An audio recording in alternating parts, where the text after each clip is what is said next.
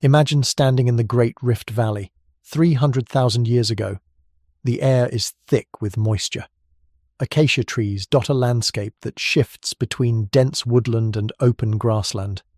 In the distance, volcanic peaks rise against an endless sky. The earth beneath your feet is still warm from recent tectonic activity. This land is literally tearing itself apart, creating valleys, lakes, microclimates. And somewhere in this fractured, dynamic world, our species is being born, not gradually, not quietly, but through a convergence of pressures and opportunities that would never quite align this way anywhere else on Earth. 300,000 years ago, in this exact environment, Homo sapiens emerged, the first members of our species, your ancestors, mine, every human being who has ever lived. But here's the question that should keep you awake, at least for a few more minutes before this journey lulls you into sleep. Why here? Why only here? Because when you look at the world as it was hundreds of thousands of years ago, Africa wasn't the only continent with forests. It wasn't the only place with resources, with rivers, with abundant wildlife. Primates, our cousins, existed across multiple continents. Great apes roamed through what is now Europe and Asia. The building blocks of human evolution were scattered across the globe, yet humanity emerged from one place, one continent, Africa. Every language you've ever heard spoken, from Mandarin to Arabic to English to Swahili, traces back to Africa. Every civilization that has ever risen, from ancient Sumer to the Roman Empire to modern New York, was built by descendants of African migrants. Every technological innovation, every piece of art, every mathematical equation, every story ever told comes from minds that evolved in Africa. 7 billion people alive today, countless billions who came before, all of us, every single one, carrying Africa in our DNA, in our bones, in the very structure of our brains. This isn't hyperbole, this is genetic fact. But why? Other continents had everything necessary for human evolution. Asia had primates, sophisticated ones in fact. Europe had apes that walked upright. South America had its own evolutionary experiments playing out in isolation. The raw materials existed elsewhere. So, what made Africa different? What was it about this one continent, this one specific region, really, in East and South Africa, that became the crucible for humanity? The answer isn't simple. It never is with evolution. There was no single moment, no obvious advantage, no clear reason why our ancestors should have evolved here and nowhere else. But there was a combination, a perfect storm of geology, climate, and chance that created conditions found nowhere else on Earth. And over the next few hours, yes, hours, because we're going deep, perfect for drifting off, we're going to explore exactly what made Africa special. What transformed one branch of primates into creatures capable of language, art, abstract thought, and eventually space travel. This isn't just evolutionary history, this is your story. Your personal origin story goes back much further than your parents, your grandparents, even your distant ancestors from a few thousand years ago. It goes back millions of years through an unbroken chain of survivors, adapters, innovators, all of them African, at least at the start. Every time you stand upright, you're using a posture that evolved in Africa. Every time you speak, you're using cognitive abilities refined over hundreds of thousands of years on that continent. Every time you solve a problem, plan for the future, or imagine something that doesn't exist, you're deploying mental tools forged in the African environment. And the story of how those tools developed, how we went from small, tree-dwelling primates to the dominant species on the planet, is far more fascinating than most people realize. It begins 66 million years ago, in the aftermath of an asteroid impact that reset life on Earth. It moves through the rise of the first primates, tiny creatures that survived in the rubble of the dinosaur extinction. It follows these primates as they evolved, diversified, spread across continents, and then, surprisingly, as most of them went extinct everywhere except Africa. It chronicles the moment our ancestors stood upright, freeing their hands and changing their perspective on the world. It tracks the growth of the brain, the invention of tools, the discovery of fire, the development of language and culture. It reveals how, again and again, Africa's unique environment pushed our ancestors to adapt, to innovate, to become something more. And it explains why, when Homo sapiens finally left Africa around 70,000 years ago, we were so successful that we spread to every corner of the globe within a geological eye blink. But we're getting ahead of ourselves. The journey is long. 66 million years is a time span almost impossible to grasp. For perspective, the entire history of recorded human civilization, from the first cities in Mesopotamia to today, spans only about 6,000 years. We're going back 11,000 times further than that. This is a story told in geological layers, in fossil records, in genetic markers that scientists can read like a history book written in DNA. It's a story of species that rose and fell, of evolutionary experiments that succeeded and failed, of environmental changes that opened doors for some creatures and closed them for others. And at the center of it all is Africa, not as a passive stage, but as an active participant in our evolution. The continent shaped us, its rift valleys, its climate swings, its mosaic of environments, forests here, grasslands there, lakes appearing and disappearing with the millennia, created pressure and opportunity in equal measure. Other continents had stability. Africa had dynamism. Other continents had uniform environments. Africa had diversity. Other continents selected for specialization. Africa selected for adaptability. And adaptability, it turns out, is the key to everything that makes us human. But here's where it gets even more interesting. And here's where the paradox deepens. Because humanity didn't just evolve in Africa. Higher primates, the anthropoids that would eventually give rise to apes and humans, actually evolved in Asia first, around 40 million years ago. That's right. Our deep ancestors originated somewhere else. They migrated to Africa. And then, the Asian lineages went extinct. Why did primates survive and flourish in Africa but disappear from their original Asian homeland? What made Africa a refuge when other continents became dead ends? The answer involves climate, competition, and the specific ways that Africa's geology created what scientists call evolutionary laboratories. Isolated pockets where populations could evolve independently, then reconnect and share innovations. It involves the formation of the East African Rift System, a massive geological feature that literally tore the continent apart, creating mountains, valleys, and lakes that fragmented forests and created the exact type of environment where versatility was rewarded. It involves global cooling cycles that turned much of Eurasia harsh and seasonal, while Africa's equatorial position maintained year-round warmth and multiple ecological zones. And it involves something else, something harder to quantify but equally important: luck. Evolutionary history is full of contingency.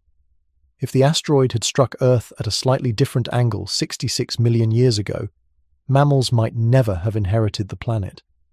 If certain land bridges hadn't existed at certain times, primates might never have reached Africa.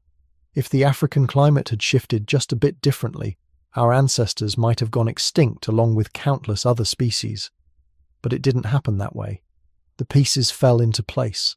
The continent tore apart at the right time. The climate shifted in the right ways. The right populations were in the right places when the right pressures emerged. And slowly, over millions of years, those pressures sculpted a lineage of primates into something unprecedented. First, they stood up. Then, they got smarter. Then, they started talking, planning, creating. And then, they inherited the Earth. This is the story we're about to explore. From the tiny, shrew-like creatures that survived the asteroid to the globe-spanning civilization you're part of today. From the first primates to climb trees, to the first humans, to leave footprints on the moon. It's a story of deep time, of forces so gradual they're invisible in a human lifetime, but overwhelming across millennia. It's a story told in bones and stones, in genetic sequences and geological strata. It's the story of why we evolved only in Africa. And the answer, I promise you, is more fascinating than you might imagine. So settle in, get comfortable. Let your mind drift back through the millions of years we're about to traverse. Because before we can understand why humanity emerged only in Africa, we need to understand how primates arrived there in the first place. And for that, we need to go back to the very beginning, to the day the dinosaurs died and the mammals inherited a broken world. 66 million years ago, the world ended. An asteroid 6 miles wide slammed into what we now call the Yucatan Peninsula with the force of 10 billion atomic bombs. The impact vaporized rock, ignited global firestorms, and shrouded the planet in darkness for months. When the dust finally settled, literally, 75% of all species on Earth had vanished. The age of dinosaurs was over. But here's the thing about catastrophe. It clears the stage. And in the rubble of that devastated world, something small was stirring. Picture the landscape just a few 100,000 years after impact. The forests are returning, slowly, cautiously. And scrambling through the undergrowth no bigger than a mouse is a creature called Purgatorius. Long snout, sharp little teeth, a bushy tail. To our eyes it would look unremarkable, perhaps like a tree shrew or a small rat. You might not even notice it. But you should, because this tiny survivor, this opportunistic scrambler in the post-apocalypse forest, is one of the earliest primates we know of. It's not your ancestor, exactly. Think of it more as a distant cousin to your ancestor. But it represents the beginning of our lineage. The primate story starts here, in the shadow of extinction, with creatures so small they could fit in the palm of your hand. For perspective, 66 million years separates us from Purgatorius. That's more than 300 times longer than the entire span of recorded human history. And yet, the thread connects. That's the dizzying scale we're working with. Now, these early primates, Purgatorius and its kin, weren't quite like modern primates yet. They were proto-primates, sometimes called plesiadapiforms. They had claws instead of nails. Their eyes faced sideways like most mammals. They were, in many ways, still figuring out what it meant to be a primate. But they had one crucial advantage. They were adapted to life in the trees. And in a world recovering from devastation, the trees were the future. Fast forward 10 million years. It's now 55 million years ago. The planet has warmed considerably. This is the Paleocene-Eocene thermal maximum, a period of intense global heating. Tropical forests sprawl across much of the globe, even reaching the Arctic Circle. And in these lush canopies, true primates emerge. These creatures, early members of groups like the adapiforms and hominids, have something new. Forward-facing eyes, grasping hands with opposable thumbs, nails instead of claws, larger brains relative to body size. These aren't random changes. They're adaptations for a three-dimensional world.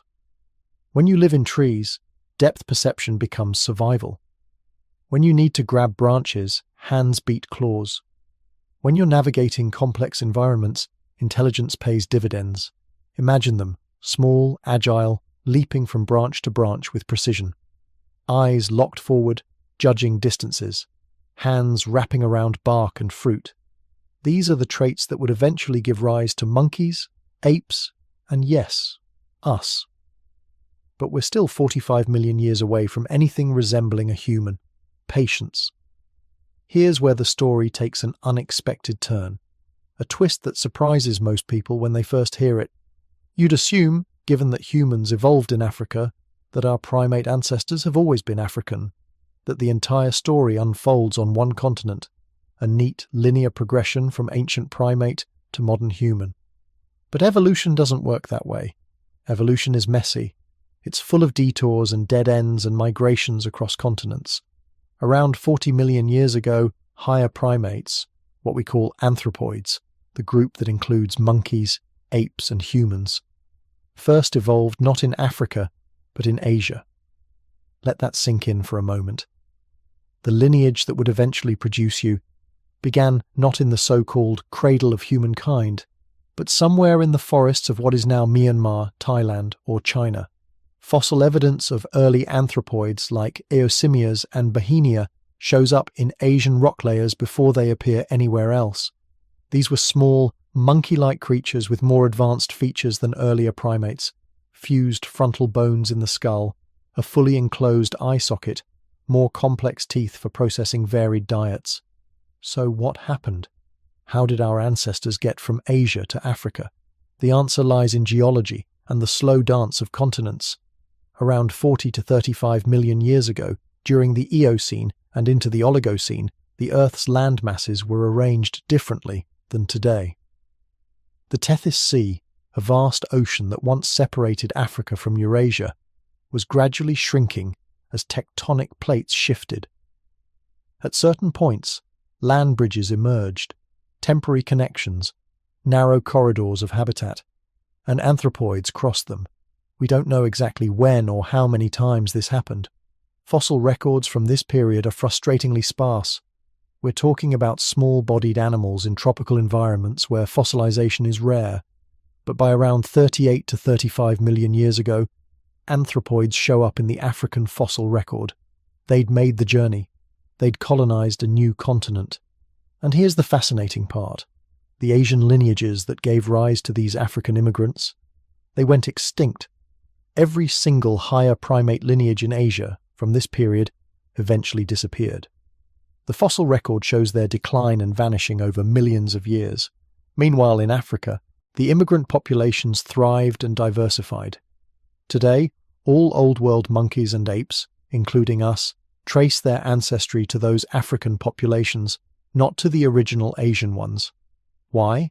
Why did Asian primates fail while African ones flourished? The answer is almost certainly climate. The Earth was cooling. Global temperatures that had soared during the Eocene began a long, irregular descent. This affected different regions differently. Eurasia, at higher latitudes, became increasingly seasonal. Winters grew colder. Forests became less stable.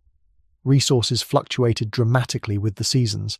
For primates adapted to stable tropical environments, this was a slow-motion catastrophe.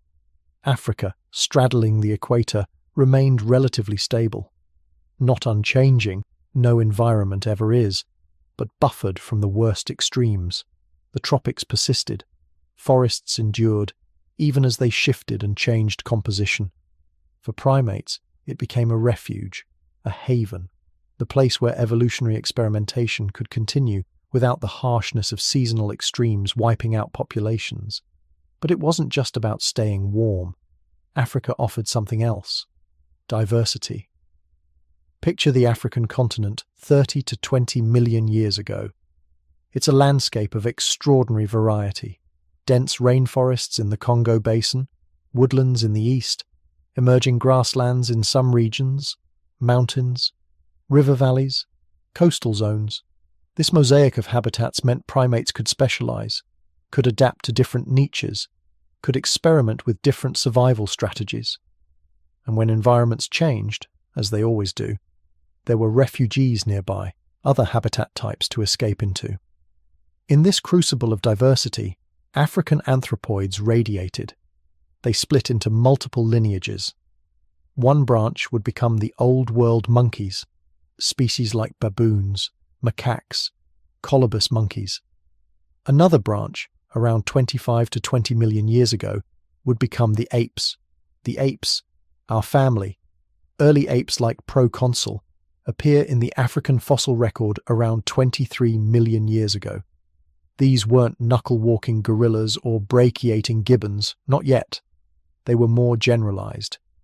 Quadrupedal, tailless, which distinguishes them from monkeys, larger-brained, more flexible in their locomotion and behavior.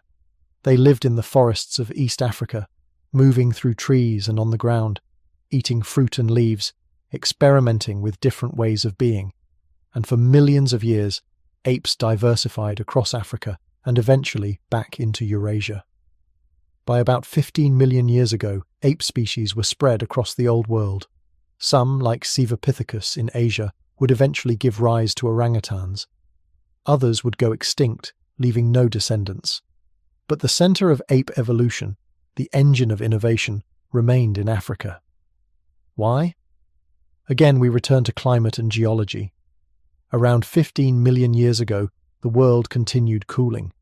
The Antarctic ice sheet expanded, ocean currents shifted, and most crucially for our story, Eurasia became increasingly hostile to tropical primates.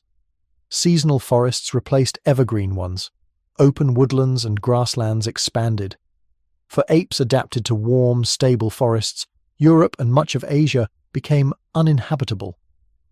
Many lineages went extinct. A few, like orangutans, survived in Southeast Asian refugees. But the diversity collapsed. Africa, meanwhile, was undergoing its own transformation, and this transformation would create the conditions for something extraordinary. The East African Rift System began forming around 25 million years ago, but its effects intensified around 10 to 7 million years ago. This is one of the most geologically active regions on Earth, a place where the continental crust is literally tearing apart. As the rift spread, it created mountains, valleys, volcanoes, and lakes. It disrupted weather patterns. It created rain shadows, where one side of a mountain range received abundant rain while the other side dried out. What does this mean for evolution? It means microclimates. It means adjacent regions with radically different environments. It means populations of the same species could become isolated in different valleys, subjected to different pressures, evolving in different directions. The rift system became an evolutionary laboratory, a natural experiment in diversification, and it coincided with another crucial change: the fragmentation of forests. Between 10 and 7 million years ago, as the global climate continued its cooling trend and Africa's geography shifted, the continent's continuous forest cover began breaking apart. It didn't happen overnight. It was gradual, patchy, irregular. But over hundreds of thousands of years, the unbroken canopy gave way to a mosaic. Patches of dense forest, stretches of woodland, open grassland, riverine galleries of trees snaking through savanna. This mosaic environment is critical, absolutely critical. And here's why. In a continuous forest, there's one optimal strategy: be good at trees. Climb well, swing efficiently, eat leaves and fruit. If you're a great arboreal specialist, you win. But in a mosaic environment, the rules change. Sometimes you need to cross open ground to reach the next patch of trees. Sometimes the best food is on the ground, not in the canopy. Sometimes you need to spot predators across grassland. Sometimes you need to carry things, food, infants, tools, across distances where you can't use your hands for locomotion. A mosaic environment rewards versatility. It rewards experimentation. It rewards creatures that can do multiple things reasonably well rather than one thing perfectly. And this is the environment that apes in East Africa found themselves in between 10 and 7 million years ago. Not forced into it overnight, but gradually, generation by generation, living in landscapes where the trees were still there, but no longer everywhere. Where the ground was sometimes the fastest route. Where behavioral flexibility became survival. By 7 million years ago, the stage was set. Africa had become a unique place on Earth, equatorially positioned for climate stability, geologically active, creating diverse microclimates, environmentally complex, with forest grassland mosaics, home to populations of large-bodied apes who were already intelligent, already social, already adaptable. No other continent had this combination. Europe and Asia were too seasonal, too harsh, their ape populations dwindling toward extinction. South America had monkeys, but not apes. The two groups had split long before, and South America's evolutionary path went in different directions. Australia had no primates at all. Only Africa, only here, only now. And then something extraordinary happened. an innovation so significant, so revolutionary, that it would change the trajectory of life on Earth. An adaptation that seems simple, almost trivial, until you understand its implications. Our ancestors stood up. But why they stood up, and what it meant for everything that came after, is a story that deserves its own telling. Because bipedalism, walking on two legs, wasn't just a different way of moving. It was the beginning of becoming human. And it happened only here, in this specific time and place, under these specific pressures. The deep roots were in place. 66 million years of primate evolution, the survival of tiny creatures in a post-apocalyptic world, the development of grasping hands and forward-facing eyes, the migration from Asia to Africa, the extinction of alternatives, the refuge of the equator, the laboratory of the Rift Valley, the mosaic of the changing landscape, all of it converging, all of it necessary, and all of it pointing toward the next chapter of our story, the chapter where apes became something more. Picture this. 7 million years ago, somewhere in the forests of Central Africa, a creature moves through the canopy. It looks like an ape. It has the face of an ape. But when it climbs down from the branches and crosses a clearing to reach the next grove of trees, something extraordinary happens. It stands up. Not perfectly. Not the way you're standing, or lying down, right now, but upright enough, vertical enough, different enough that if you could travel back in time and watch this moment, you'd recognize something profound. This is the first whisper of humanity. This is where we truly begin. The creature I'm describing might have been Sahelanthropus chadensis. We know it from a single precious skull discovered in Chad in 2001. A find so significant that the team nicknamed it Tumai, which means hope of life in the local Goro language. The skull dates to roughly 7 million years ago, right around the time our lineage split from the ancestors of chimpanzees. And here's what makes Tumai remarkable: the position of the foramen magnum. Stay with me, this matters. The foramen magnum is the hole at the base of your skull where your spinal cord connects to your brain. In quadrupedal animals, creatures that walk on all fours, this hole sits toward the back of the skull. In bipedal animals, it sits directly underneath, balanced atop the spine like a bowling ball on a stick. Tumai's foramen magnum sits underneath, which means that 7 million years ago, in the forests and woodlands of what is now the Sahara Desert, yes, it was green then, something was already experimenting with standing upright. The revolution had begun, though it would take millions of years to perfect. But Sahelanthropus wasn't alone in this experiment. Around 6 million years ago, in the lush highlands of Kenya, another creature was taking its own steps toward bipedalism. We call it Orrorin tuganensis, and we know it from fragments. Bits of thigh bone, pieces of arm, scattered teeth. But those thigh bone fragments tell a story. The femur, your thigh bone, is a remarkably informative bone. The angle at which it connects to your hip, the thickness of the cortical bone, the size and shape of the joint surfaces, all of these features reveal how an animal moved, and Orrorin's femur shows clear adaptations for bipedal walking. The angle is right, the structure is right. This creature walked upright through the forests of the Tugan Hills, perhaps climbing trees for safety and food, but increasingly comfortable on two legs. Why? What was driving this change? Hold that question. We'll return to it. Because first we need to meet one of the most fascinating creatures ever discovered. Her name is Ardi. In 1994, in the Afar region of Ethiopia, the same region that would yield so many hominin treasures, paleontologists discovered something extraordinary. A nearly complete skeleton of a hominin that lived 4.4 million years ago. They named the species Ardipithecus ramidus, and the individual specimen became known as Ardi. It took 15 years to fully excavate, prepare, and analyze Ardi's bones. 15 years of painstaking work, piecing together 125 fragments of a skeleton that had been crushed and scattered over millennia. And when the analysis was finally published in 2009, it revolutionized our understanding of early human evolution. because Ardi was a mosaic.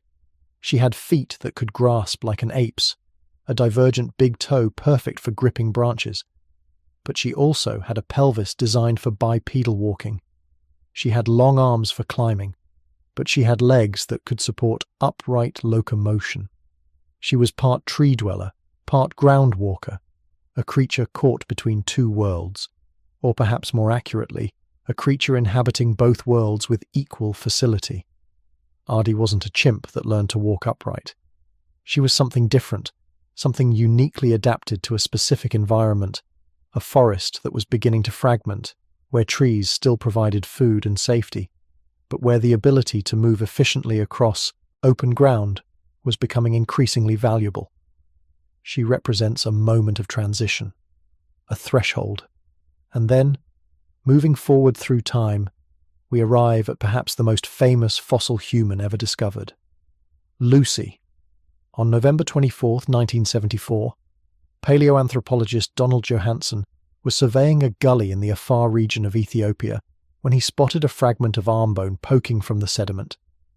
What followed was one of the most significant discoveries in the history of human origins, a skeleton that was roughly 40% complete, belonging to a small female who died 3.2 million years ago. The team was listening to the Beatles that night, and Lucy in the Sky with Diamonds was playing on repeat. The name stuck. Lucy, Australopithecus afarensis, was definitively, unambiguously bipedal. Her pelvis was short and broad, perfectly designed for upright walking. Her leg bones angled inward, allowing her to walk with her feet under her center of gravity rather than waddling side to side. Her foot had lost the grasping big toe. It was aligned with the other toes, forming a rigid lever for pushing off the ground with each step. She still had long arms. She probably still climbed trees, perhaps to sleep safely at night, but she was built for walking. She was a biped, and she wasn't alone. Lucy belonged to a species that thrived across East Africa for nearly 1 million years. Australopithecus afarensis fossils have been found at multiple sites, representing dozens of individuals, revealing a successful, adaptable species that had fully committed to life on 2 legs. But the most emotionally powerful evidence of early bipedalism doesn't come from bones at all. It comes from footprints. In 1976, at a site called Laetoli in Tanzania, paleontologist Mary Leakey discovered something that still takes my breath away when I think about it. A trail of footprints, preserved in volcanic ash, left by 3 individuals walking across the landscape 3.6 million years ago. Think about that for a moment. Imagine the scene. A volcano erupts in the distance. Ash falls like snow across the savanna. It's damp from recent rain, the consistency of wet concrete. 3 individuals, possibly a family, possibly just traveling together, walk across this ash-covered ground. Their feet leave impressions. Then more rain falls, just enough to harden the ash without washing the prints away. Then more ash falls, sealing the prints. Then time, 3.6 million years of time, preserves this moment. Until Mary Leakey brushes away the overlying sediment and reveals them again. Those footprints are hauntingly human. The heel strikes first, then the weight rolls forward across the ball of the foot, then the toes push off. It's exactly how you walk. The arch is there. The big toe is aligned. These are the footprints of bipeds, of creatures whose bodies and movement patterns would be recognizable to you, even though their faces and brains would still seem ape-like. There's something deeply moving about those prints. They're not fossils in the traditional sense, not bones turned to stone, not artifacts shaped by hands. They're traces of behavior, preserved by chance, offering us a window into a single moment of ancient life. 3 individuals, walking together across the ash-covered plain. Where were they going? What were they thinking, if thinking is even the right word? Were they afraid of the erupting volcano? Were they fleeing? Or simply travelling, as they did every day, across their home range? We'll never know. But they walked upright. That much is certain. And that brings us to the question that's been building since the beginning of this section. Why? Why did our ancestors stand up? What evolutionary pressure or advantage drove this radical transformation in body plan and locomotion? Here's the thing. There's no single answer. Evolution rarely works through single, simple pressures. It's not a story of one day an ape stood up, found it advantageous, and passed that trait to its offspring. It's messier than that. More complex. More fascinating. Bipedalism likely emerged through a constellation of factors, each contributing some selective advantage, each reinforcing the others over millions of years. Let's start with energy efficiency. It might seem counterintuitive. Standing and walking on two legs looks precarious compared to the stable four-point contact of a quadruped, but biomechanical studies have shown something surprising. Over long distances, bipedal walking is significantly more energy efficient than knuckle walking. The way chimpanzees and gorillas move when they're on the ground. Your legs are long, your stride is efficient, your center of gravity is positioned such that each step requires relatively little muscular effort to maintain forward momentum. A chimpanzee, by contrast, has to support much of its weight on its arms with each step, engaging more muscles, burning more calories. In an environment where food was becoming patchier, where you might need to travel farther between fruit trees or foraging sites, this efficiency mattered. It meant you could cover more ground with the same energy budget. You could expand your range. You could survive in habitats where food was more dispersed. Then there's thermoregulation. Stand up right now, or imagine standing up if you're drifting towards sleep. Notice how much of your body is directly exposed to sunlight. Just your head and shoulders. Now imagine you're on all fours. Suddenly your entire back is a solar panel, absorbing heat. In the increasingly open environments of East Africa, where forests were fragmenting into woodlands and savannas, heat management became crucial. An upright posture minimizes the surface area exposed to the overhead sun. It also elevates your body into higher air currents, allowing better convective cooling. And when you're upright, more of your skin is available for evaporative cooling through sweating, which, incidentally, we're exceptionally good at compared to other primates. Bipedalism, in other words, is a thermal adaptation. It allowed our ancestors to remain active during the heat of the day when other animals were seeking shade. It gave them access to temporal niches, times of day, that competitors couldn't exploit. But perhaps the most intuitively compelling explanation is the carrying hypothesis. Free your hands. That's what bipedalism does, fundamentally. It liberates your upper limbs from the constraints of locomotion. And once your hands are free, you can carry things. Food, tools, infants.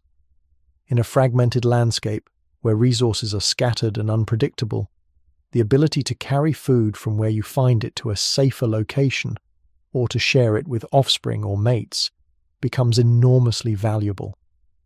The ability to carry tools, even simple ones, extends your foraging efficiency. The ability to carry an infant means the infant doesn't have to cling to your fur, doesn't have to be strong enough to hold on during long treks, which means infants can be born less developed, which means they can have larger brains relative to the size of the birth canal.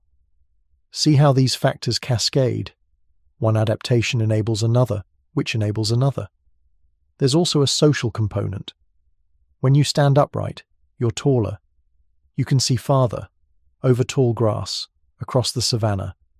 You can spot predators earlier. You can survey the landscape for resources. And you can display to rivals or potential mates. Height is impressive. Height is intimidating. Height signals fitness.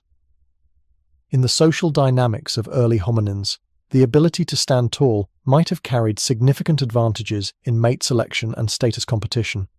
So which explanation is correct? All of them. None of them exclusively. This is the mosaic environment theory. Bipedalism didn't evolve for one reason, but as a response to a complex, changing environment that rewarded versatility. The forests of Africa were fragmenting due to cooling, drying climatic trends. The continuous canopy was breaking into patches. Woodland here, open grassland there, riverine forest along watercourses. To survive in this mosaic, our ancestors needed to be flexible. Tree climbing ability remained useful, but so did efficient ground travel. The ability to exploit both arboreal and terrestrial resources, to move between patches, to adapt to variability, that's what bipedalism offered. It was a bet on flexibility in the face of unpredictability, and it paid off. But here's a crucial question. Why only in Africa? If bipedalism offered all these advantages, why didn't apes in Asia or Europe evolve the same solution? The answer lies in that specific combination of factors we keep returning to: Africa's unique environmental context.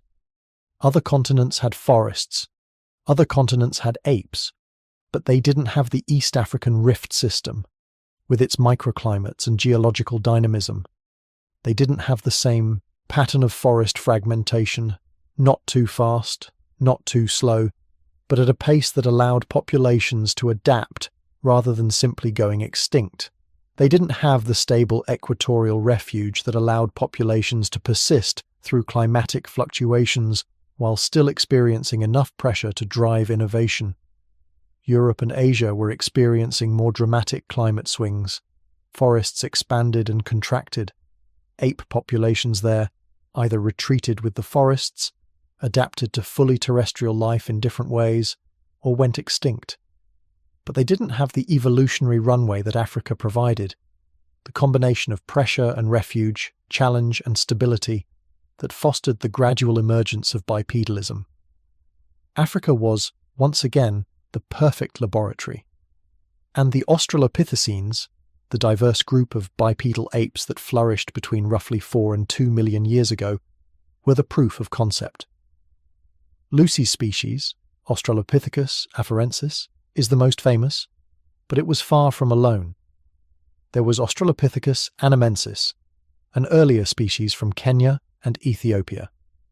Australopithecus africanus from South Africa, with its slightly more gracile build. Australopithecus garhi, possibly the first tool user. And later, more robust forms, Paranthropus, with massive jaws and teeth adapted for processing tough vegetation. These species were all experimenting with the same basic body plan: upright walking, relatively small brains, ape-like faces. They occupied different ecological niches, ate different foods, used slightly different strategies. Some thrived in woodlands, others in more open environments. Some were generalists, others specialists. It was a remarkable adaptive radiation, all built on the foundation of bipedalism. But, and this is important, these were not yet humans in any sense we'd recognize cognitively. Their brains were still small, roughly 400 to 500 cubic centimeters, about the size of a chimpanzee's brain, and less than a third the size of yours. They were smart, certainly. They were social. They had complex behaviors. But they weren't making elaborate tools. They weren't using language. They weren't creating art or burying their dead or contemplating the stars. They were bipedal apes. Successful, adaptable bipedal apes, but apes nonetheless. Still, something was beginning. By around 3.3 million years ago, someone, we're not sure which species, was making stone tools. Simple tools, just rocks deliberately flaked to create a sharp edge, but tools nonetheless. The oldest known stone tools come from a site called Lomekwi in Kenya, predating any known member of the genus Homo. An Australopithecine made those tools. An ape-brained, upright walking creature looked at a rock and saw potential, saw utility, picked up another rock and struck it at just the right angle to produce a cutting edge. That moment, that cognitive leap, was the seed of everything that followed. Bipedalism freed the hands. Free hands enabled tool use. Tool use created selective pressure for better hand-eye coordination, for planning, for spatial reasoning, which created pressure for larger brains, which enabled more complex tool use, which created more pressure for larger brains. It's a feedback loop, a cascade, an evolutionary engine.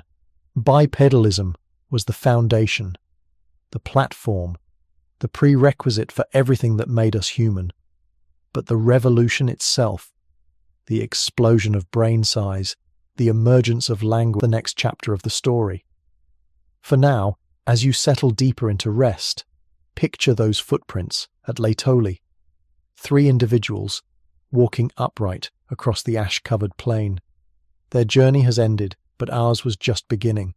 They stood up, and in standing, they set in motion a transformation that would eventually lead to you, to cities and symphonies, to agriculture and space exploration, to language and love and everything that makes us human. But first they had to stand, and they did, in Africa, only in Africa, because only Africa had the precise conditions, the geological dynamism, the climatic pressure, the environmental mosaic, the stable refuge, to nurture this improbable experiment, the experiment that became us. Section 3. The Rise of Homo, Brains, Tools and Wanderers, 2 Ma to 300K. Bipedalism was the first revolution, but walking upright, as transformative as it was, didn't make us human. Not yet. The Australopithecines, Lucy and her relatives, were still small-brained, still limited in their cognitive reach. They could walk across the African landscape, yes. They could carry food, spot predators, survive in the mosaic of forest and grassland, but they weren't us. Around 2.8 to 2.3 million years ago, something shifted. A new lineage emerged, a new kind of hominin with a brain that was noticeably larger, hands that were more dexterous, and a relationship with the environment that went beyond mere survival. This was the birth of the genus Homo, our genus, the lineage that would eventually produce you, me, and every person who has ever lived. Enter Homo habilis, handyman. The name is almost quaint, isn't it? But it captures something essential. This wasn't just another Australopithecine with a slightly different skull shape. Homo habilis had a brain that averaged around 600 cubic centimeters, substantially larger than Lucy's 400. That might not sound like much, but in evolutionary terms, it's a quantum leap. That extra grey matter meant more planning, more problem-solving, more capacity to imagine what wasn't yet real, and they used it. The Oldowan stone tools, named after Olduvai Gorge in Tanzania, where they were first discovered, represent a cognitive milestone. These weren't accidental sharp rocks. They were deliberately crafted implements, made by striking one stone against another at precise angles to create sharp flakes. Each tool required forethought, selecting the right type of stone, understanding how it would fracture, executing the strike with controlled force. It required teaching too. Someone had to show someone else. Knowledge had to be passed down. This is culture. Rudimentary perhaps, but culture nonetheless. Homo habilis still spent time in trees. Their arms were long, their fingers curved, adaptations for climbing. They lived in a world that was still transitioning, still caught between arboreal safety and terrestrial opportunity. But the trajectory was clear. The brain was growing. The hands were refining. The relationship with tools was deepening. And then came Homo erectus. Picture this. 1.9 million years ago, on the western shore of Lake Turkana in Kenya, a young boy dies. He's perhaps 8 or 9 years old, though his skeleton suggests he would have grown to nearly 6 feet tall. He's buried in sediment, and over the millennia, his bones fossilize. Fast forward to 1984. Paleontologist Kamoya Kimeo spots a small piece of skull eroding from a hillside. The excavation that follows uncovers something extraordinary, the most complete early hominin skeleton ever found. The Turkana boy. His skeleton tells a story that words alone cannot. Look at his proportions. They're essentially modern. Long legs, short arms, narrow hips.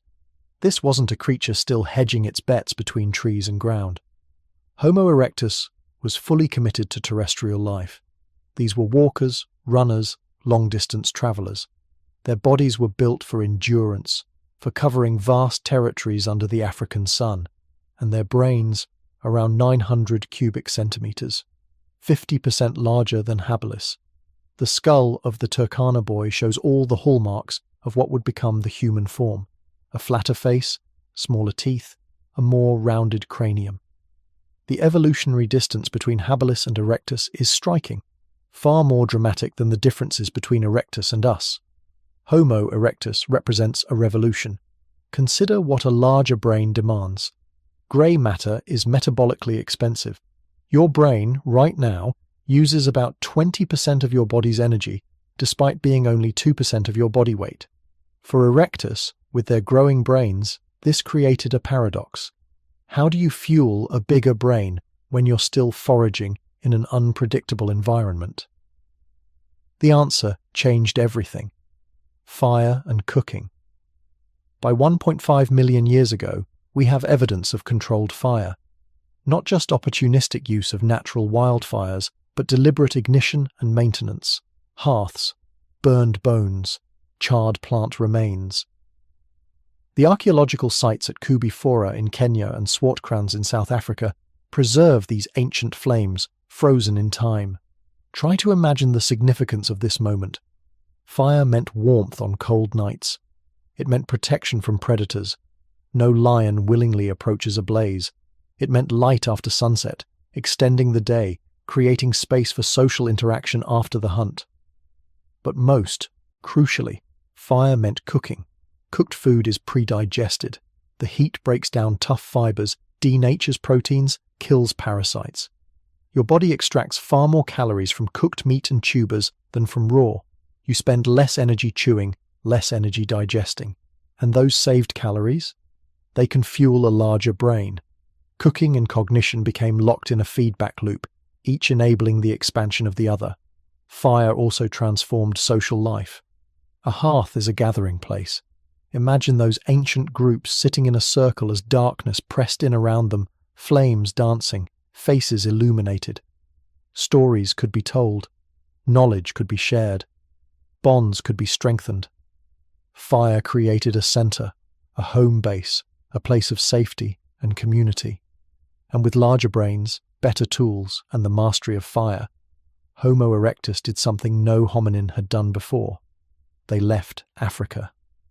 Around 1.8 million years ago, small groups of Homo erectus walked out of the continent that had birthed them.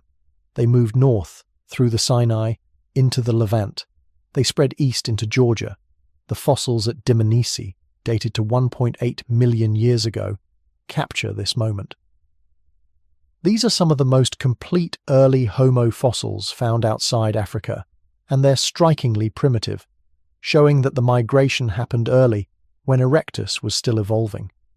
From Georgia, the journey continued, into Central Asia, down into Southeast Asia, where Java man was discovered in the 1890s, across to China, where Peking man lived in caves near Beijing.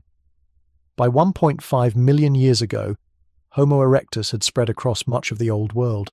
Why could they leave when earlier hominins could not? The answer lies in everything we've just discussed. Larger brains meant better planning, better problem solving, better adaptation to new environments. Advanced tools, hand axes, cleavers, made it possible to process a wider variety of foods, to hunt more effectively. Fire provided warmth in colder climates, protection from unfamiliar predators, the ability to cook unfamiliar plants and make them edible, and cooperative hunting allowed small groups to take down large prey, securing the caloric resources needed to sustain their energy-hungry brains. Homo erectus wasn't just surviving, they were thriving. In Eurasia, they endured for over 1 million years. Let that sink in. Over 1 million years. Modern Homo sapiens has only existed for about 300,000 years. Homo erectus outlasted us by a factor of 3. They adapted to tropical rainforests in Java, temperate woodlands in China, seasonal grasslands in the Levant. They evolved into local variants, Java man, Peking man, populations shaped by their specific environments but all part of the erectus lineage. But here's what's fascinating. While erectus was spreading across Eurasia, evolution didn't stop in Africa. Back in the cradle, the evolutionary engine continued to churn. Around 700,000 to 600,000 years ago, a new hominin appears in the African fossil record Homo heidelbergensis. Named after a jaw found near Heidelberg, Germany, but likely originating in Africa, Heidelbergensis had an even larger brain, around 1,200 cubic centimeters, and more refined tools. The hand axes become more symmetrical, more carefully crafted, suggesting not just function, but perhaps aesthetic consideration.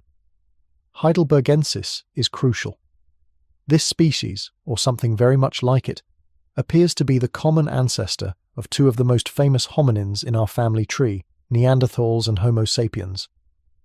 Around 600,000 to 400,000 years ago, the lineages began to diverge. Populations that migrated into Europe and Western Asia faced colder climates, ice ages, isolated valleys. Over hundreds of thousands of years, they evolved into Neanderthals, stocky, cold-adapted, with brains as large as ours but differently shaped. Meanwhile, back in Africa, other Heidelbergensis populations continued their own evolutionary trajectory, eventually giving rise to Homo sapiens. This split is visible in our DNA. Genetic studies show that Neanderthals and Denisovans, another archaic human population in Asia, separated from the sapiens lineage between 600,000 and 400,000 years ago. The molecular clock, ticking away in our genes, records the moment when our ancestors and theirs last shared a common population. But Africa during this period wasn't simple. It wasn't a single population neatly evolving into modern humans. The fossil record shows remarkable diversity. Multiple hominin species coexisted across the continent, some more archaic, some more modern, some representing evolutionary experiments that didn't lead to us. They overlapped in time and space. They competed for resources. And quite possibly, they interbred. This is the Pan-African model of human origins. For decades, the prevailing narrative was the Garden of Eden hypothesis, that modern humans evolved in a single, localized population somewhere in Africa, perhaps East Africa, perhaps Southern Africa, and then spread across the continent. But recent genetic and fossil evidence paints a more complex picture. Rather than a single origin point, Homo sapiens emerged from a network of interconnected populations spread across Africa. These populations weren't isolated. They traded genes, shared cultural innovations, occasionally merged and split as environmental conditions changed. Africa is vast, 3 times the size of Europe, with incredible environmental diversity. Rainforests in the Congo Basin, savannas in East Africa, deserts in the north, mountains, rivers, lakes. Each region shaped its inhabitants differently, but gene flow between populations prevented complete speciation. This diversity was Africa's strength. During this period, the Earth was experiencing intense climatic fluctuations. Ice ages came and went in cycles, each lasting tens of thousands of years. When ice sheets expanded in the northern hemisphere, Africa's climate shifted dramatically. Rainforests contracted, lakes dried up, deserts expanded. Populations became isolated in refugia, pockets of habitable land surrounded by harsh environments. And then the ice would retreat. Rainfall would return. Forests and grasslands would expand. Populations would reconnect. Genes would flow. Innovations would spread. This cycle of isolation and reconnection, repeated over hundreds of thousands of years, created an evolutionary pressure cooker. Isolated populations had to innovate to survive their local conditions. When they reconnected, the best innovations spread rapidly through cultural transmission. This process, called population structure and gene flow, may be the key to understanding why Africa remained the crucible of human evolution. Meanwhile, cultural innovation was accelerating. Stone tools became more sophisticated. The Acheulean hand axes of Homo erectus and Heidelbergensis were impressive, but by 300,000 years ago, a new technology emerged: the prepared core technique. Instead of simply striking flakes off a stone, tool makers began to carefully shape a core stone so that a single, perfect flake could be struck off. This required extraordinary spatial reasoning, the ability to visualize the final product before it existed. It required planning multiple steps ahead. This is abstract thinking. Language, too, was likely evolving during this period. We have no direct evidence. Words don't fossilize. But the complexity of tool-making, the coordination required for cooperative hunting, and the social structures implied by larger group sizes all suggest sophisticated communication. Perhaps not language as we know it, but something approaching it. Symbolic gestures, proto-words, the cognitive architecture that would eventually support full linguistic expression. By 400,000 years ago, the pieces were falling into place. Africa had maintained a diverse, interconnected network of hominin populations. These populations had large brains, sophisticated tools, controlled fire, and increasingly complex social structures. They lived in a continent that constantly challenged them with environmental shifts, forcing adaptation and innovation. And crucially, Africa's size and diversity meant that even when regional populations crashed due to drought or disease, others survived elsewhere on the continent, preserving the species and its accumulated knowledge. This is why Africa remained the crucible. Neanderthals in Europe were isolated in smaller populations, facing harsher climates with less genetic diversity. When environmental disasters struck, they had fewer refuges, fewer populations to draw on.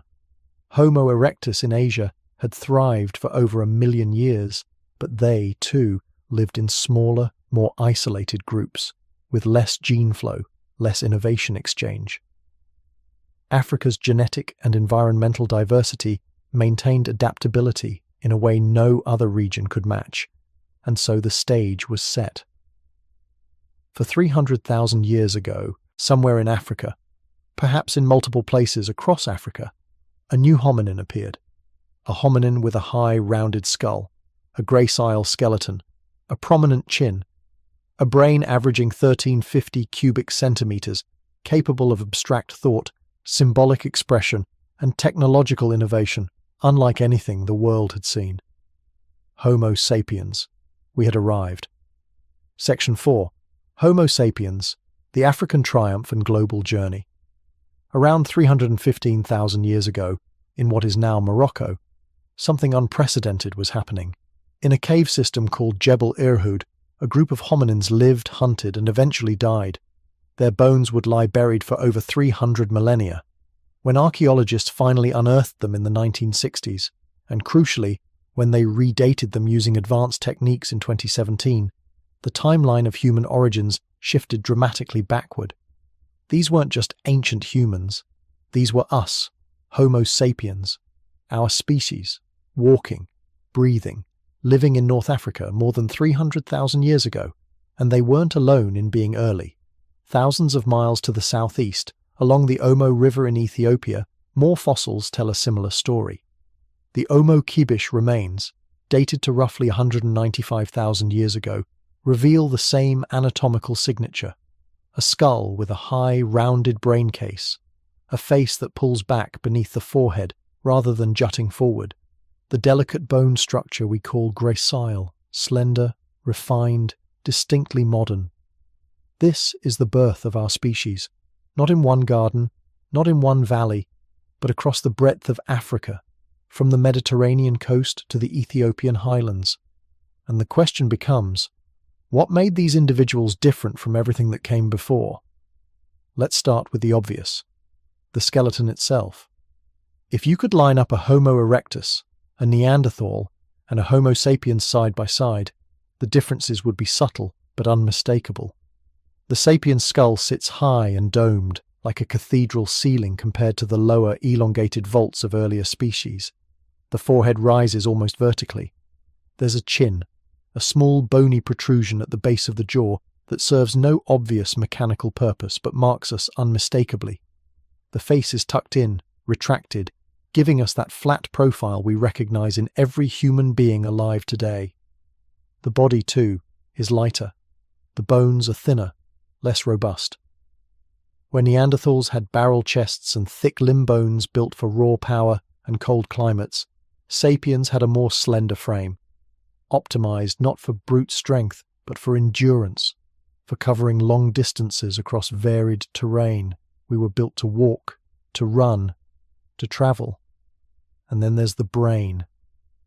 Averaging around 1,150 cubic centimeters, the sapiens' brain isn't dramatically larger than a Neanderthal's. In fact, Neanderthals sometimes had slightly bigger brains. But size isn't everything. What mattered was organization, the wiring, the structure, the way different regions communicated. The high, rounded skull of sapiens suggests a differently shaped brain, one with expanded areas for abstract thinking, planning, and social cognition. The hardware was similar. The software, it seems, was revolutionary. But how do we know, really know, that all of us descend from these African populations? Enter genetics. In the 1980s and 90s, scientists began tracing human ancestry not through bones, but through genes. They focused on two particularly useful pieces of our genetic code: mitochondrial DNA, passed down exclusively through mothers, and Y chromosome DNA, passed exclusively through fathers. By comparing the genetic variation in modern populations and working backward, they could estimate when and where our most recent common ancestors lived. The results were stunning. All living humans trace their mitochondrial DNA back to a woman who lived in Africa roughly 150,000 years ago, nicknamed Mitochondrial Eve. Not because she was the only woman alive, but because her mitochondrial lineage is the only one that survived to the present day. Similarly, all men trace their Y chromosomes back to Y chromosomal Adam, who lived around 200,000 years ago, also in Africa. These aren't literal individuals named Eve and Adam. They're statistical ancestors, the points where all modern lineages converge. But their existence tells us something profound. We all share African roots, every single one of us. And here's where it gets even more fascinating. When geneticists compare the DNA of modern populations, they find something extraordinary. African populations, particularly groups like the San people of southern Africa or the Hadza of Tanzania, have more genetic diversity than all non-African populations combined. Let that sink in for a moment. A single village in Africa can harbour more genetic variation than exists between a Norwegian and a Chinese person, or between an Australian Aboriginal and a Native American. What does this mean? It means Africa is the source, the wellspring. Everyone outside Africa descended from a small group of migrants, a genetic bottleneck that carried only a fraction of Africa's total diversity. Africa is the library. The rest of the world got a few books. This isn't speculation. This is written in our DNA, replicated in study after study, confirmed by every major genetic survey of human populations. Africa isn't just where we came from, it's why we're so diverse, and paradoxically, why non-Africans are so genetically similar. But here's the part that really challenges our assumptions about human history. Homo sapiens didn't just appear and immediately conquer the world. We stayed in Africa for over 200,000 years. Think about that timeline. Our species emerged around 300,000 years ago, give or take. But we didn't leave Africa in significant numbers until roughly 70,000 to 50,000 years ago. That's 250,000 years spent on the continent of our birth, a long, slow incubation period during which something crucial was developing, not our bodies, but our minds, our culture, our capacity for symbolic thought. The evidence is subtle but profound. At Blombos Cave in South Africa, archaeologists uncovered something extraordinary.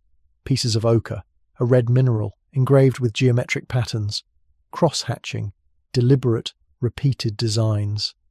These engravings date to around 100,000 years ago. They're not tools. They're not practical. They're symbolic, evidence of abstract thinking, of the desire to create meaning, to communicate through imagery. In the same cave they found shell beads, tiny marine snail shells, deliberately perforated, strung together as jewelry or decoration. Again, around 100,000 years ago. These weren't for survival, they were for identity, for beauty, for signaling something about the wearer to others. They were culture made tangible. This is the cognitive revolution unfolding in slow motion. language, art, symbolism, ritual, all brewing in Africa while our species refined not just how we thought, but how we shared those thoughts with each other. And then, somewhere between 70,000 and 50,000 years ago, small groups began to leave. The Great Migration, the exodus that would eventually populate every corner of the globe, wasn't a single event. It was a trickle, a few hundred individuals, maybe a few thousand, crossing out of Africa via the Sinai Peninsula, or perhaps along the southern coast of Arabia. These weren't explorers with a grand plan. They were people following game, seeking resources, adapting to new coastlines and environments. But that small trickle carried enormous consequences. Because of the bottleneck effect, the fact that only a tiny fraction of Africa's population left, non-African populations have far less genetic diversity. We're all descended from that small migrant group. Every European, every Asian, every indigenous Australian and American, our ancestors were part of that exodus.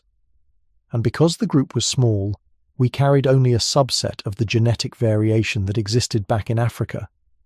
This is why genetic diversity decreases the farther you get from Africa. It's not about superiority or inferiority. It's about math, about founder effects and population genetics. And here's where the story gets wonderfully complicated.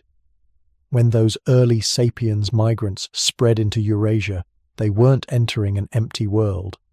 Other human species were already there. In Europe and Western Asia, the Neanderthals, descendants of Homo heidelbergensis, who'd left Africa hundreds of thousands of years earlier, had adapted to Ice Age conditions. Stocky, powerful, with large brains and sophisticated tools, they were formidable survivors. In Eastern Asia, another group lived in the shadows, the Denisovans, known primarily from DNA extracted from a finger bone found in a Siberian cave. We still don't know much about what they looked like, but genetically they were distinct, a sister species to Neanderthals. And when sapiens met these relatives, something unexpected happened. They interbred. Genetic studies of modern humans reveal that non-Africans carry between 1 and 4% Neanderthal DNA. If you're of European or Asian descent, you have Neanderthal ancestors. Some populations in Oceania and Asia also carry Denisovan DNA, evidence of interbreeding events in the deep past. This complicates the narrative, doesn't it? We didn't simply replace our relatives. We absorbed them. We loved them, or at least mated with them, and their genes became part of us. But, and this is crucial, the vast majority of our genome remains purely sapiens, purely African. Those Neanderthal and Denisovan contributions are real, but they're traces, whispers, echoes. The core of who we are, genetically, is African Homo sapiens.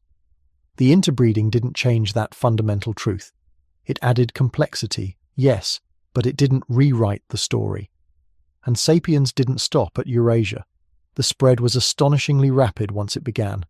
By 40,000 years ago, humans had reached Australia, a journey that required seafaring, planning, and courage. By 15,000 years ago, we'd crossed into the Americas, populating 2 entirely new continents. Within roughly 50,000 years, a species that had spent 250,000 years in Africa had become global. Which raises the obvious question: why did sapiens succeed where others failed? Neanderthals had lived in Europe for hundreds of thousands of years. Homo erectus had survived in Asia for over 1,000,000 years. Both were intelligent, adaptable, and tough. So why did they go extinct while we thrived? One compelling answer is what scientists call the Pan-African Innovation Network theory. Africa is huge. It's the second largest continent, with an extraordinary range of environments: rainforests, savannas, deserts, mountains, coastlines. And crucially, it's where the largest Homo sapiens population lived. More people means more brains. More brains means more innovation. More innovation means better tools, better strategies, better adaptations. But it's not just about numbers, it's about connection. African populations, despite being spread across a massive continent, remained in contact. Trade networks, migration, intermarriage, All of this created a web of cultural exchange. Ideas could flow. A tool innovation in southern Africa could eventually reach populations in the north. A hunting strategy developed in the east could spread west. Neanderthals, by contrast, lived in smaller, more isolated populations. Europe during the Ice Age was a fragmented landscape of refuges separated by ice sheets and harsh terrain. Population sizes were smaller, genetic diversity was lower, and crucially, the flow of innovation was slower. It's not that Neanderthals weren't smart, they absolutely were. They made sophisticated tools, controlled fire, cared for their sick, buried their dead.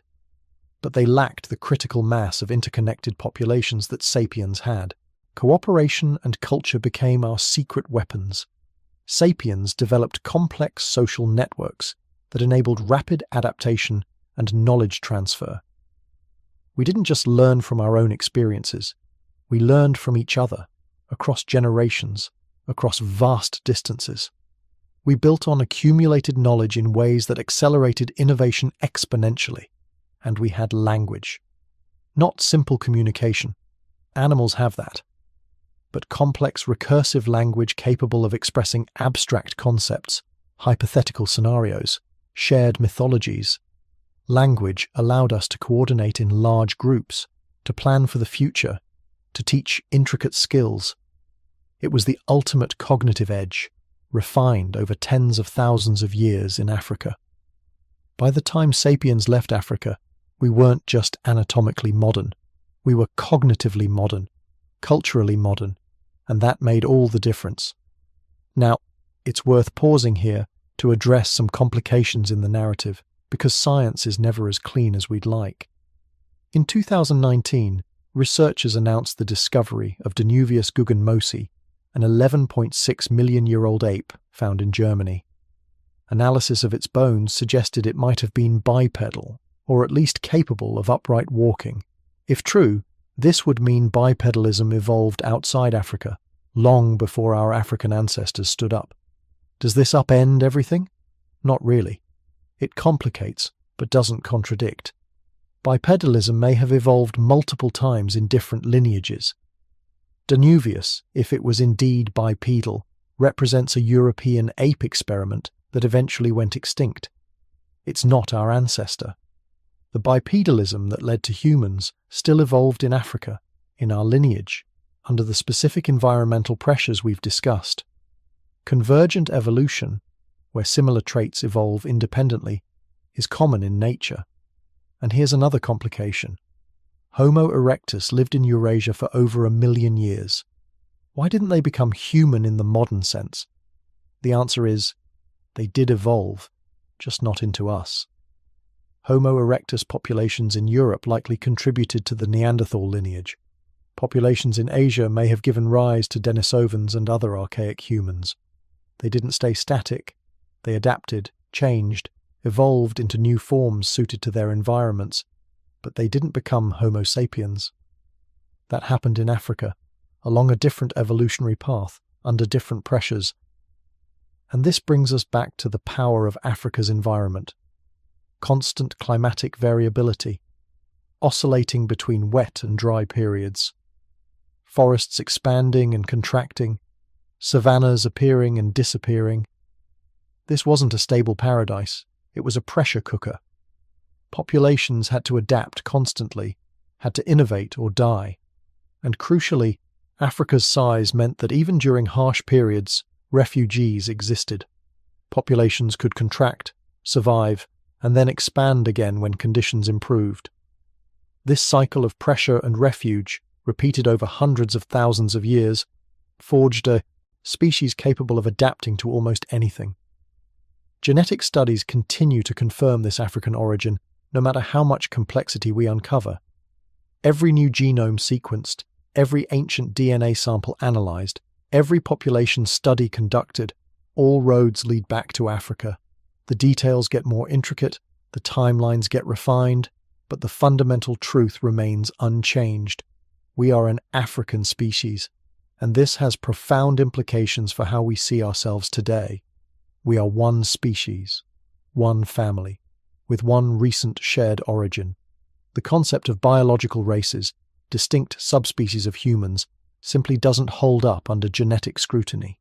We're too young as a species, too interconnected. The genetic variation within any given population is greater than the average difference between populations.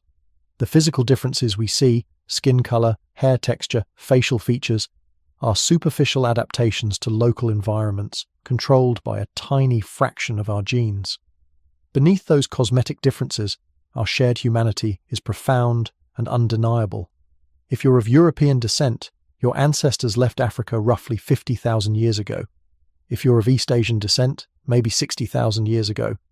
If you're indigenous Australian, perhaps 65,000 years ago. These are eye blinks in evolutionary time. We're all Africans who've been away from home for a little while, and there are lessons in this for our present moment. Africa's diversity, genetic, cultural, environmental, fostered our success as a species. Diversity wasn't a weakness to be overcome. It was the engine of innovation, the source of our adaptability. When we celebrate diversity today, we're not being politically correct. We're honoring the very thing that made us human. Our ancestors survived multiple ice ages, dramatic climate shifts, and environmental catastrophes through cooperation and cultural knowledge sharing. As we face our own climate crisis, that lesson resonates. We solved existential challenges before by working together, by sharing solutions across populations, by adapting collectively. We have the evolutionary toolkit. We just need to remember how to use it. And here's something that often gets overlooked. Human evolution hasn't stopped. We're still adapting, still changing.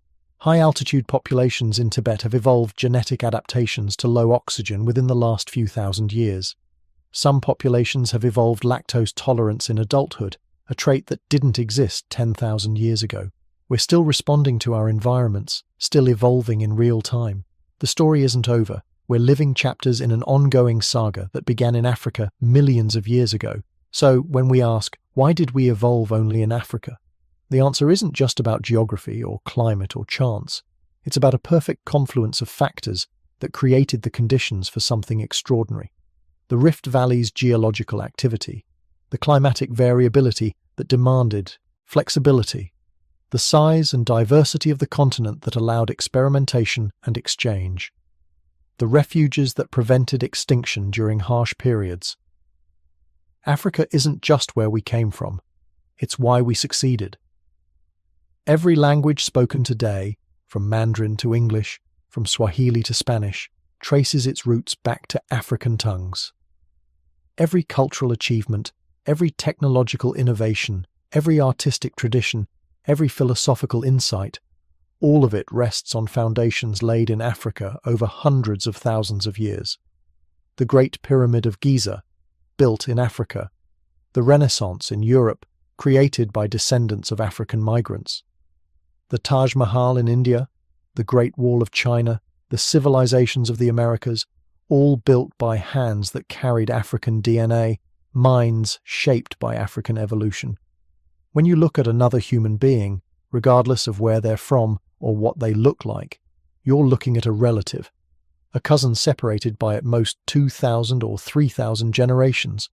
In the grand sweep of evolutionary time, we all left the family reunion about 5 minutes ago.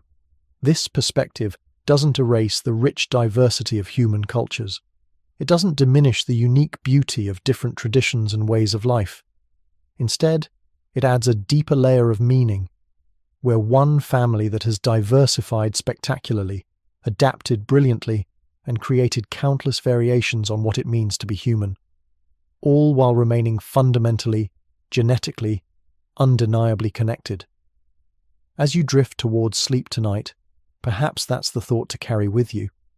You are the product of millions of years of African innovation. Your ability to think, to speak, to imagine, to dream, these were forged in the Rift Valley, refined on the African savannas, perfected over countless generations before your ancestors ever left the continent. You are, in the most literal sense, a child of Africa. We all are. And that shared heritage, that common origin, that undeniable biological unity, it's not just a scientific fact, it's an invitation to see each other as family, to recognize that our differences are recent, superficial, and beautiful, while our similarities are ancient, profound, and fundamental. Africa gave us everything: the upright posture that freed our hands, the big brains that let us wonder, the language that let us share those wonders, the social bonds that let us survive, the creativity that let us thrive, the resilience that carried us through ice ages and droughts and every challenge the world could throw at us. Every step you take, you walk on feet shaped in Africa. Every thought you think with a brain designed in Africa. Every word you speak with a voice that echoes African origins. We didn't just evolve in Africa, we became human there, and no matter how far we've wandered, no matter how long we've been away, we carry that African legacy in every cell, every gene, every beat of our hearts. That's not just history, that's who we are. Section 6. Conclusion and Reflection. The African Legacy and Our Shared Future. So here we are. After wandering through 66 million years of evolutionary history, after tracing the path from tiny, shrew-like survivors of an asteroid apocalypse to the 7 billion humans now scattered across every continent and island on Earth, we arrive at an answer. Why did we evolve only in Africa? The question itself feels almost too big to hold in your mind. It encompasses geology and genetics, climate and chance, isolation and innovation. But if we pull back and look at the entire journey we've taken together, a pattern emerges. Not a simple pattern, evolution never offers simple answers, but a comprehensible one. A story written in stone and bone and DNA. Africa was different, not superior, not predetermined by destiny or divine plan. Just different. In ways that mattered profoundly for the particular path evolution would take. Let's trace it one more time, slowly, letting the pieces settle into place. 66 million years ago, an asteroid struck the Yucatan Peninsula with the force of 1 billion nuclear weapons. The dinosaurs died. The world burned, then froze, then slowly, painfully, came back to life. In the wreckage, our ancestors, tiny primates no larger than rats, survived in the trees. They were nobody special. Just lucky, just adaptable enough to make it through. Over the next 40 million years, those primates evolved. Forward-facing eyes for depth perception, grasping hands for navigating branches, larger brains for processing the three-dimensional maze of the forest canopy. And here's the twist we explored early on. The higher primates, the anthropoids, first evolved in Asia, not Africa. Our distant ancestors migrated to Africa from the east, finding refuge in its equatorial forests, while their Asian cousins gradually went extinct under the pressure of cooling climates and changing landscapes. Africa became the sanctuary, the place where primates could diversify, experiment, survive. And then, between 10 and 7 million years ago, something extraordinary happened. The East African Rift System, that massive geological wound tearing the continent apart, created a patchwork of environments. Dense forests here, open grasslands there, volcanic highlands, freshwater lakes, a mosaic of microclimates packed into a relatively small area. This wasn't happening anywhere else. Not like this. Not with this intensity, this diversity, this combination of stability and change. And in that mosaic, some apes started to stand up. Bipedalism. Walking upright on 2 legs. It seems so fundamental to being human that we forget how strange it is, how rare, how revolutionary. Sahelanthropus, Orrorin, Ardipithecus, the Australopithecines. Over millions of years, different lineages experimented with this new way of moving. Some succeeded, most didn't. But the ones that did gained something precious: efficiency. The ability to cover long distances without exhausting themselves. The ability to carry things, food, tools, infants, across fragmented landscapes. The ability to see farther, move smarter, adapt faster. Bipedalism freed the hands. and freed hands could manipulate the world in ways no other ape had dreamed of. But here's what matters. This happened in Africa because only Africa had the right conditions. The mosaic environments that rewarded versatility, the rift valleys that created isolated populations, allowing experimentation, the equatorial position that provided climatic refuge even as ice ages gripped the higher latitudes. Other continents had forests, other continents had grasslands, but only Africa had this specific perfect storm of geological and climatic factors converging at exactly the right time. Then came Homo, our genus, the toolmakers, the fire-wielders, the thinkers. Around 2 million years ago, brains started getting bigger, not just a little bigger, dramatically bigger. Homo habilis with their Oldowan stone tools, Homo erectus with their sophisticated hand axes, their controlled use of fire, their ability to hunt cooperatively and plan ahead. These weren't just physical changes, they were cognitive revolutions. The expansion of the prefrontal cortex, the development of language, the capacity for abstract thought, for imagining futures that didn't yet exist and then working together to bring them into being. And yes, Homo erectus left Africa. Around 1.8 million years ago, they walked out into Eurasia and thrived there for over 1 million years. They were successful, adaptable, resilient. They evolved into Neanderthals in Europe, Denisovans in Asia. But here's the crucial point. Back in Africa, evolution didn't stop. The continent's diversity, its size, its range of environments, its interconnected populations, created what researchers call a Pan-African innovation network. Ideas, genes, technologies could flow between groups. Populations could separate, experiment, then reconnect and share their innovations. Africa was an evolutionary laboratory on a continental scale, and 300,000 years ago, that laboratory produced us, Homo sapiens, with our gracile skeletons, our high foreheads, our prominent chins, with brains averaging 1,350 cubic centimeters, not dramatically larger than Neanderthals but organized differently, wired for language, for symbolism, for culture in ways that would prove transformative. For 200,000 years, we stayed in Africa. We weren't stuck there. We chose to stay, or rather, there was no evolutionary pressure strong enough to drive us out. We had everything we needed. And during that long incubation period, we developed something extraordinary. Complex culture, abstract art, symbolic thinking, the ability to transmit knowledge not just through genes but through teaching, through story, through accumulated wisdom passed from generation to generation.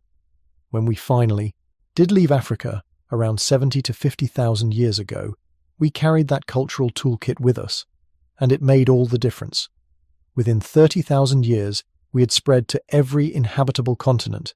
We encountered Neanderthals and Denisovans, and, in most cases, absorbed them. A little interbreeding here and there, 1 to 4% of non-African genomes carry Neanderthal DNA, but the vast majority of who we are, genetically and cognitively, is purely sapiens, purely African. The genetic evidence is undeniable. Mitochondrial DNA, passed down through mothers, traces back to Africa around 150,000 years ago.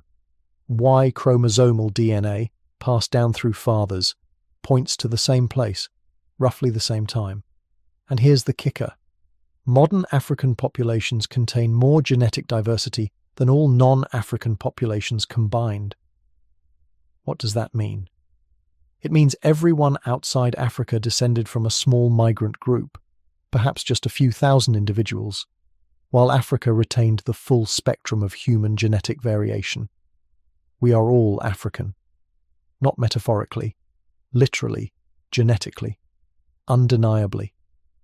Every person alive today, regardless of where they were born, what language they speak, what they look like, every single one of us can trace our ancestry back to Africa within the last 100,000 years. That's recent. In evolutionary terms, that's yesterday. We are one species, one family, with one recent shared origin. And this matters. God, does it matter?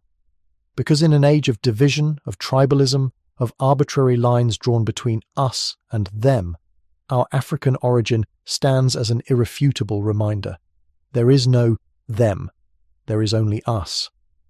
The biological concept of race, the idea that humanity can be divided into discrete, meaningful categories based on superficial physical traits, is scientifically bankrupt.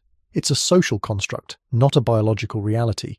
The genetic differences between a Kenyan and a Norwegian are trivial compared to the genetic differences within African populations themselves. We are too young as a species to have diverged meaningfully, too interconnected, too recently emerged from our shared cradle. This isn't just abstract science, this is personal. The story we've traced through deep time, from asteroid survivors to bipedal apes to globe-spanning civilization, this is your story. Your ancestors stood upright in the East African rift. Your ancestors chipped the first stone tools. Your ancestors painted ochre on cave walls and told stories around fires and looked up at the stars and wondered. Every innovation, every adaptation, every hard-won survival, you carry that legacy in your cells, in the structure of your skeleton, optimized for bipedal walking, in the wiring of your brain, shaped by millions of years of social cooperation, in your DNA, which still bears the signature of Africa in every chromosome.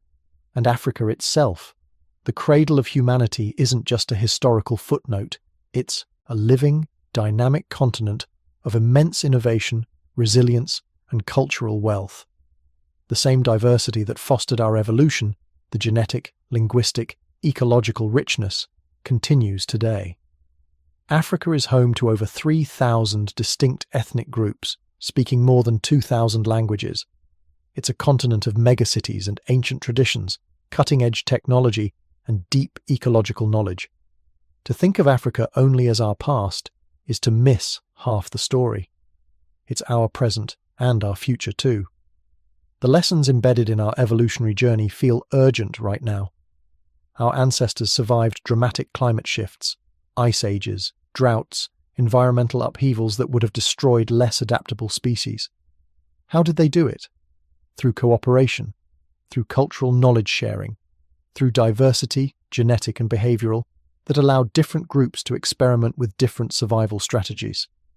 We face our own climate crisis now, our own environmental upheavals, and the evolutionary toolkit that carried our ancestors through their challenges is still available to us. We have the capacity for cooperation on a global scale. We have the cognitive flexibility to innovate, to adapt, to change course when the old ways stop working.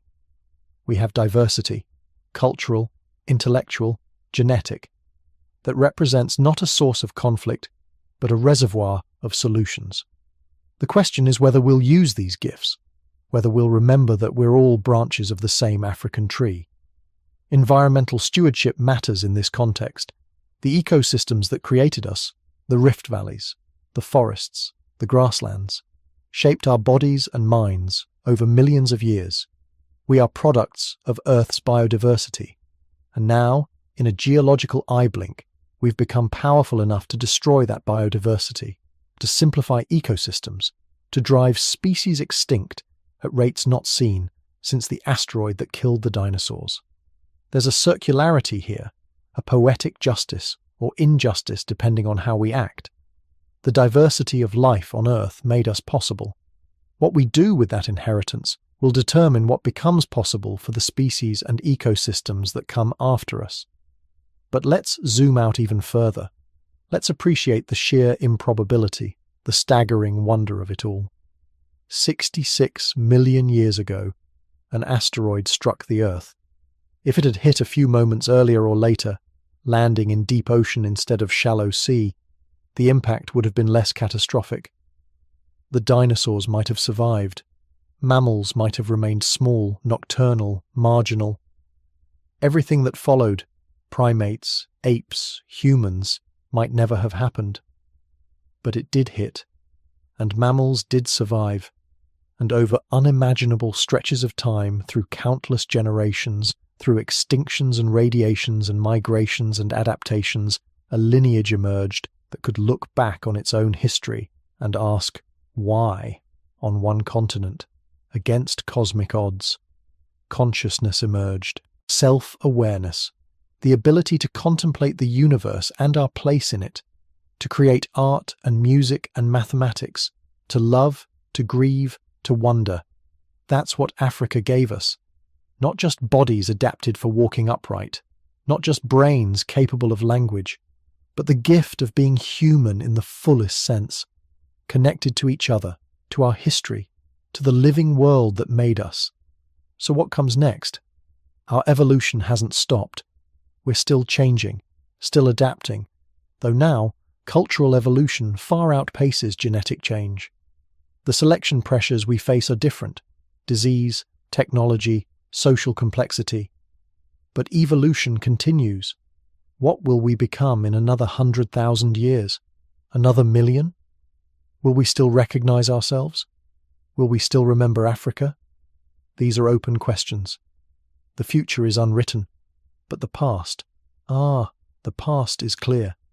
Carved in fossils, encoded in genes, preserved in volcanic ash and ancient stone tools. We came from Africa, all of us, every single one of us. As you drift off tonight, imagine that long chain of ancestors stretching back through time. Thousands of generations, millions of years. Each one survived long enough to reproduce, to pass their genes forward, to contribute to the unbroken thread that eventually became you. The odds against your existence are astronomical. And yet, here you are, the product of an evolutionary journey that began in African forests and savannas, that was shaped by rift valleys and climate swings, that was refined through cooperation and innovation. Picture the African savanna at dusk, the sky turning orange and purple, acacia trees in silhouette. Somewhere in the distance, a group of early humans, your ancestors, walking upright across the grassland, carrying tools, caring for their young. They don't know they're making history. They're just trying to survive, to find food, to make it to tomorrow. But their footprints will last 3.6 million years, preserved in volcanic ash at Latoli. And their descendants will inherit the earth. You are the product of millions of years of African innovation, of geological accidents and climatic pressures and the sheer tenacity of life. You carry that continent in your bones, in your DNA, in the structure of your mind. Never forget that. If you can, explore your own ancestry. Trace your family tree back as far as records allow, and then imagine it continuing back through the mists of time, through the development of writing and agriculture, through the migration out of Africa, through the long incubation period of sapiens, back and back to the first bipedal ape standing upright in the Rift Valley. If you have the opportunity, visit Africa. Walk where your ancestors walked. Feel the connection and honor the cradle. Support conservation efforts. Oppose the forces of division that try to convince us we're separate species instead of one family. Celebrate diversity as the evolutionary advantage it is. If you've enjoyed this journey through deep time, consider subscribing. There are more stories to tell, more deep dives into history, into science, into the grand narrative of how we got here. Check out the playlist for other evolution content, other episodes designed to help you drift off while contemplating the wonders of the universe and our place in it. This script draws on decades of paleoanthropological research, genetic studies, archaeological discoveries, the work of countless scientists excavating fossils in the East African Rift, analyzing ancient DNA, piecing together the puzzle of human origins. Their work gives us this story, our story. Thank you for joining me on this journey, for spending these hours wandering through 66 million years of history, for being curious about where we came from and why it matters. Here's the closing thought, the one to carry with you into sleep. We all began in Africa. Every language, every culture, every achievement of human civilization traces back to that one continent. We all carry its gift, the gift of bipedalism, of big brains, of cooperation and culture. We are all African. The differences we see, skin color, facial features, the thousand variations of human appearance, are recent adaptations to local environments, cosmetic changes painted over a fundamentally identical blueprint. Beneath those superficial differences, we are one people, one species, one family. That's not a political statement, it's a scientific fact. And in a world that seems determined to divide us, to draw lines and build walls and insist on difference, maybe that fact is the most important thing we can remember. Rest now. Let the gentle music carry you. Imagine the wind blowing across ancient African plains, carrying the scent of grass and rain. Imagine your ancestors, all of our ancestors, looking up at the same stars we see tonight, wondering the same questions we still ask. We are the universe become conscious of itself. We are Africa's gift to the world. And that story, that incredible, improbable, beautiful story continues in you. Sleep well. Sleep.